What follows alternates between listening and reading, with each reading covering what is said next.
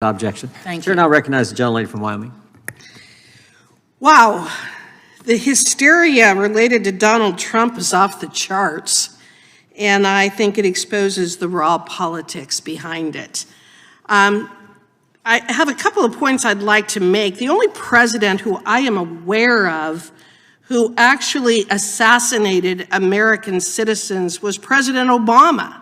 So perhaps the ranking member should revisit her history books. I have an article here from the ACLU stating the ACLU and CCR have filed a lawsuit challenging the government's targeted killing of 3 U.S. citizens in drone strikes far from any armed conflict zone.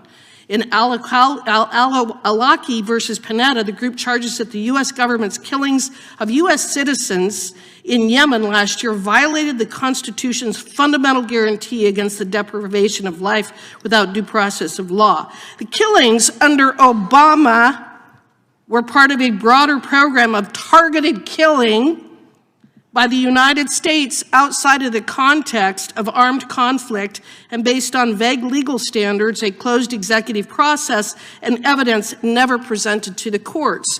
And as for kids in cages, again, that was President Obama.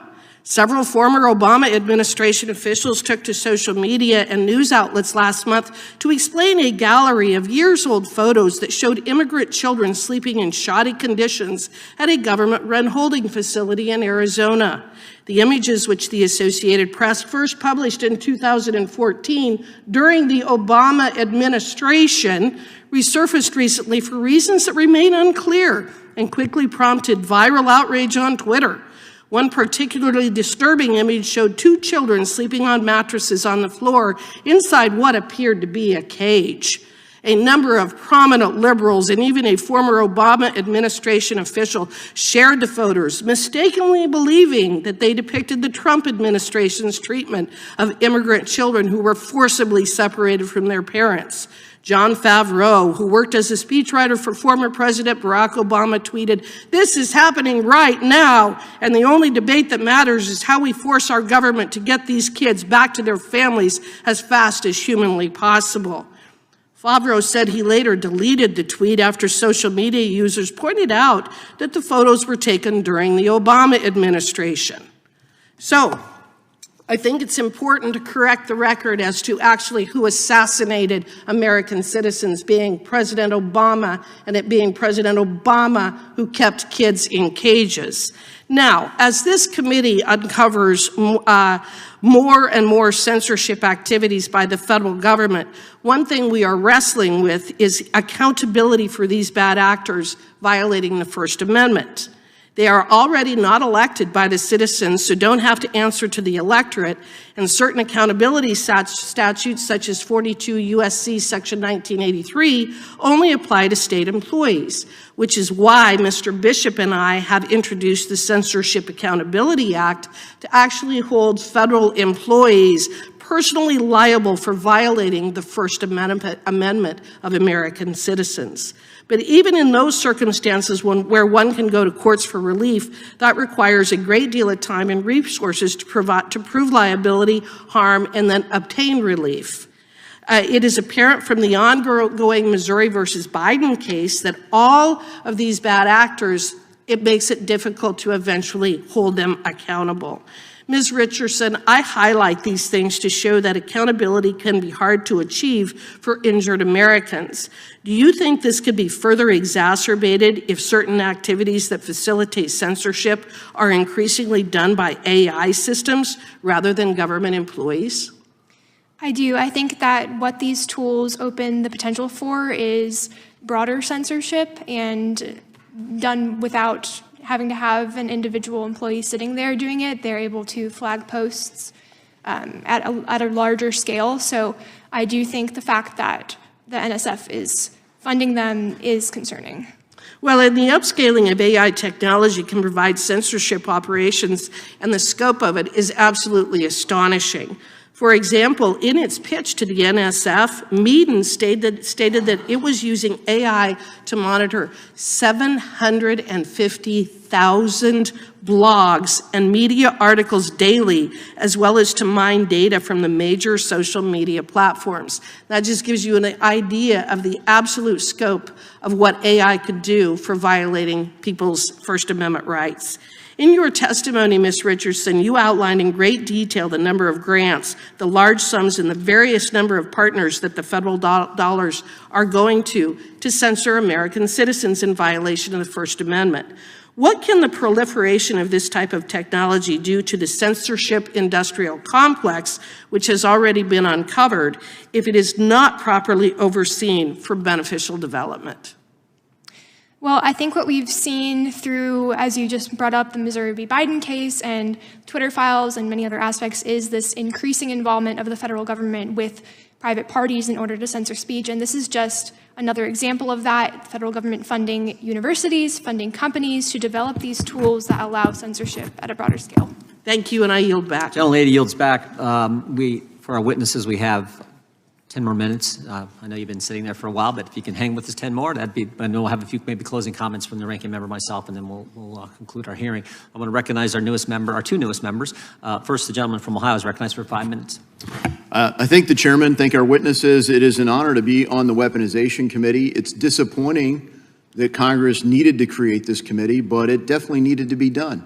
The American people rightly recognize that our own government is being turned against its citizens. The Bill of Rights was put in place by the Founding Fathers fundamentally because in the first days of the Constitution, the concern was that the federal government would somehow be used and turned against not just the states, but the citizens of those states. And today we're seeing the Bill of Rights being trampled in every kind of way. We see freedom of religion. Oh, you can have it, just don't exercise it. Freedom of speech, the right to assemble, all of the First Amendment trampled. The Second Amendment, people want to trample it. I would say the Third has been trampled as well. You have to provide provision for government on everything from a cell phone to a laptop to your car. Now, maybe even digital ID. All kinds of things. People are supporting every kind of infringement, warrantless spying on American citizens, government agencies buying data that they would otherwise have to get a warrant or a subpoena, and on down the list through the entire Bill of Rights. And the question is, what are we going to do about it? And I think this committee is a good response to it. Today, we're focusing on AI. And when you think about AI, how do you assess, whether the algorithm has got it right? Is it a question of which speech gets canceled?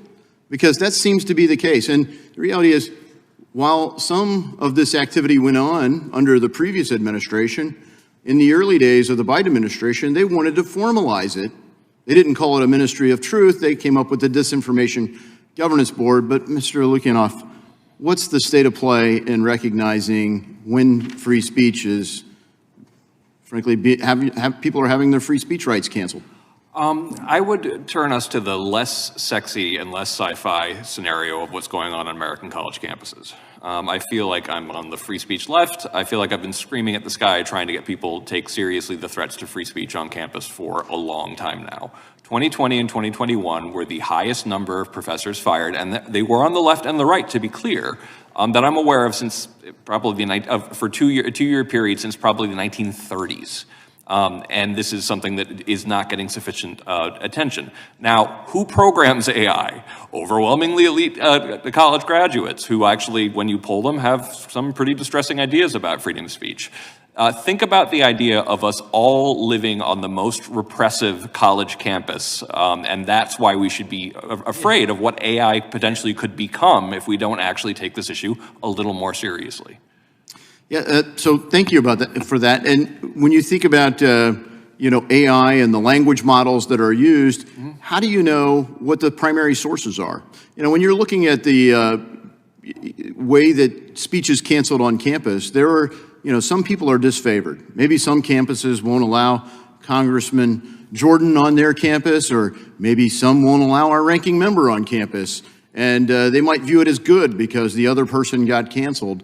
we can all recognize that as some limitation of speech, but when you look at the algorithm, you just know you don't really get to see what was filtered. So, Mr. Fang, Ms. Richardson, do you have thoughts about how we detect this kind of activity in AI?